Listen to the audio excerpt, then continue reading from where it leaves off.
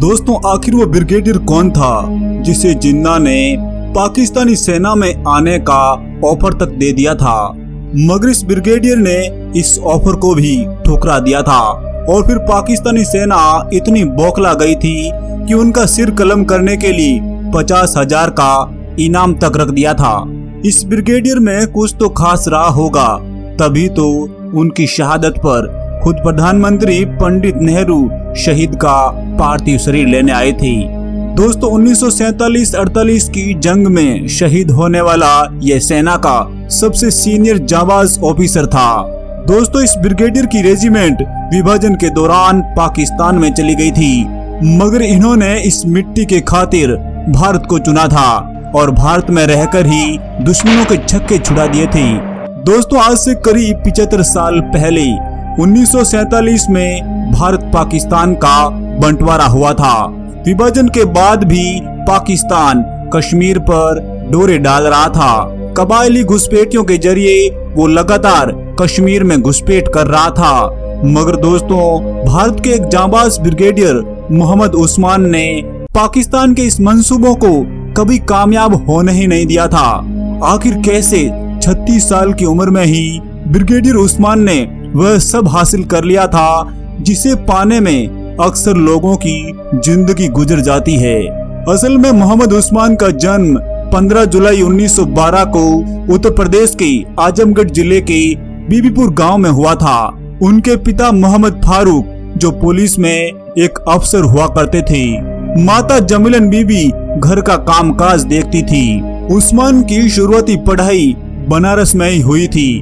पिता चाहते थे कि बेटा उस्मान सिविल सेवा में जाए और कोई बड़ा ऑफिसर बने, मगर उस्मान तो सेना में जाना चाहते थे। उस्मान के बहादुरी के चर्चे तो बचपन में ही शुरू हो गए थे। एक समय की बात है जब वे 12 साल के थे, तभी वे एक कुएं के पास से गुजर रहे थे। उसके चारों तरफ भीड़ देखकर वो भी रुक गए थे। पता चला कि किसी का बच्चा कुएं में गिर गया है। 12 साल के इस उस्मान ने आओ देखा न ताओ उस बच्चे को बचाने के लिए कुएं में कूद गए थे और आखिरकार उस बच्चे को भी बचा लिया था। पूत के पांव तो पालने में ही नजर आ रहे थे। अब उस्मान ने ठान लिया था कि उन्हें सेना में जाकर अफसर बनना है, मगर ब्रिटिश काल में इतना आसान भी नहीं था। अब उस्मान 20 साल के हो गए थे और ये समय था 1932 का। इस दौर में सेना में जाने के लिए इंग्लैंड में मौजूद रॉयल मिलिट्री अकादमी सैंडहर्स्ट के लिए अप्लाई करना होता था और उस्मान ने भी ऐसा ही किया और इस तरह उनका चयन भी हो जाता है और वे 1934 में पास आउट हुए थे। इस समय पूरे भारत से केवल 10 भारतीयों का ही चयन हुआ था और उसमें उस्मान भी मौजूद थे। उनके बैचमेट में मोहम्मद मूसा और सैम मानेकशॉ भी थे, जो बाद में दोनों ही आगे जाकर पाकिस्तान और भारत के आर्मी चीफ बने थे। मोहम्मद उस्मान के भारत आते ही 1935 में उनकी पहली नियुक्ति बलूच रेजिमेंट की 5वीं बटालियन में हुई थी और फिर वे लेफ्टिनेंट से कैप्टन तक बन गए थे। 1944 में सेकेंड वर्ल्ड वॉर चल रहा था और उसमें मोहम्मद उस्मान ब्रिटिश फौज की तरफ से बर्मा में जाकर लड़ाइयां लड़ रही थी। मगर 1947 का दौर आते ही भारत पाकिस्तान में बंटवारे को लेकर हर तरफ दंगे फसाद शुरू हो गए थे। 14 अगस्त 1947 की उस काली रात में बंटवारे को अंजाम दिया गया था। विभाजन का कहर सैन्य टुकड़ियों पर भी पड़ा था। पाकिस्तानी हुक्मरानों की नजर बहादुर मोहम्मद उस्मान पर थी। मोहम्मद उस्मान की बलूच रेजिमेंट पाकिस्तान में चली गई थी। इस दौरान पाकिस्तान के मुखिया जिन्ना और लियाकत खान ने मोहम्मद उस्मान को मुस्लिम होने का वास्ता देकर पाकिस्तानी सेना में आने का ऑफर दिया था और उन्हें आगे जाकर सेना प्रमुख बनाने का भी लालच दिया गया था। उस्मान के पास ऐसा ही गोल्डन टिकट आया था। अब उनके एक फैसले से जिंदगी बदलने वाली थी, मगर उस्मान ने विचार किया कि वे अब तक अपने ही मुल्क की सेवा कर रहे हैं और आखिर हमारे पूर्वज भी तो इसी मिट्टी में दफन हैं। इस तरह उन्होंने बिना डगमगाए ही भारत में रहने का निर्णय ले लिया था और भारत सरकार ने भी अब उन्हें डोगरा रेजिमेंट का हिस्सा बना दिया था। आजादी के तुरंत बाद ही पाकिस्तान के कबायली घुसपैठी कश्मीर पर कब्जे की तैयारी करने लग गए थे, मगर भारत बिल्कुल भी तैयार नहीं था। बड़ी तादाद में आई पाकिस्तानी घुसपैठियों के सामने भारतीय इंतजाम नाकाफी साबित हो रहे थे। भारतीय फौज कश्मीर में घुसपैठियों से लोहा ले रही थी, मगर अचानक एक ब्रिगेडियर के घायल होने पर ब्रिगेडियर मोहम्मद उस्मान को मौका मिलता है। अब ब्रिगेडियर मोहम्मद उस्मान का सामना पाकिस्तानी घुसपैठियों से हो रहा था। उस्मान को पहली बार ही झांगर में घुसपैठियों से नाकामी हाथ लगी थी और इस तरह झांगर पर पाकिस्तानी घुसपैठियों का कब्जा हो गया था। जैसे ही घुसपैठियों कब्जा हुआ तो दूसरी तरफ मोहम्मद उस्मान के चरित्र पर लोग उंगली उठाने लग गए थे। ऐसा मानने लगे थे कि ब्रिगेडियर उस्मान की निष्ठा भारत के लिए कम और पाकिस्तान के लिए ज्यादा है। असल में ब्रिगेडियर उस्मान एकमात्र मुस्लिम थे जो सेना के इतने बड़े ओहदे पर अपनी सेवाएं दे रहे थे। मगर ब्रिगेडियर घबराए नहीं, इस्लामिक मुल्क के आगे सीना तान कर खड़े हो गए।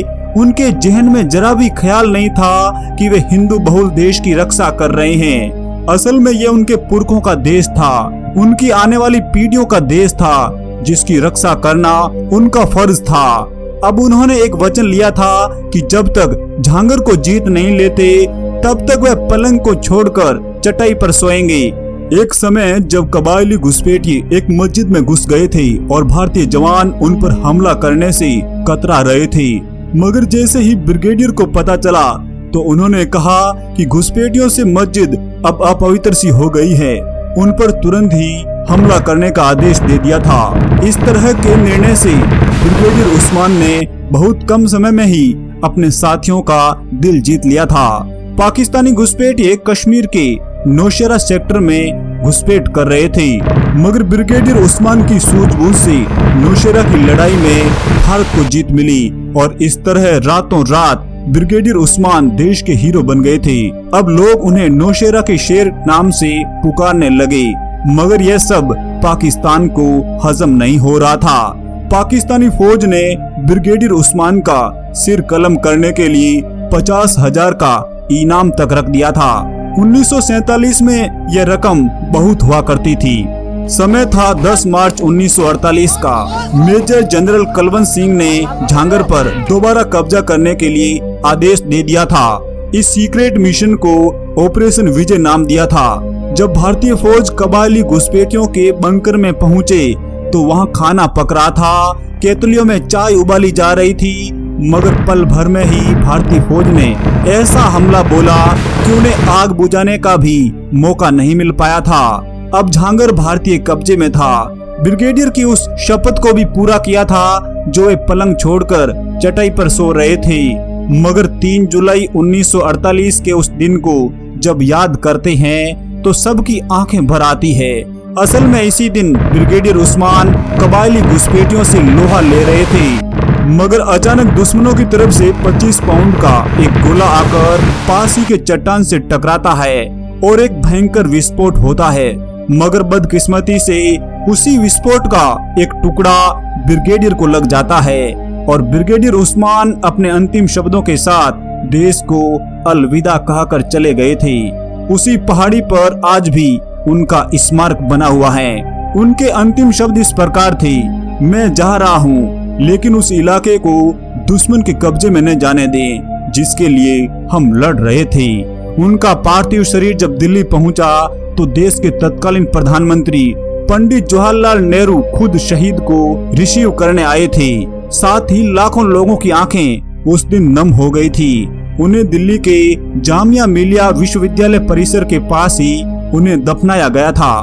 ब्रिगेडियर उस्मान को हिंदू या फिर मुसलमान कहकर याद नहीं किया जा सकता, सिर्फ भारतीय बनकर ही सैल्यूट किया जा सकता है। जय हिंद, वंदे मातरम।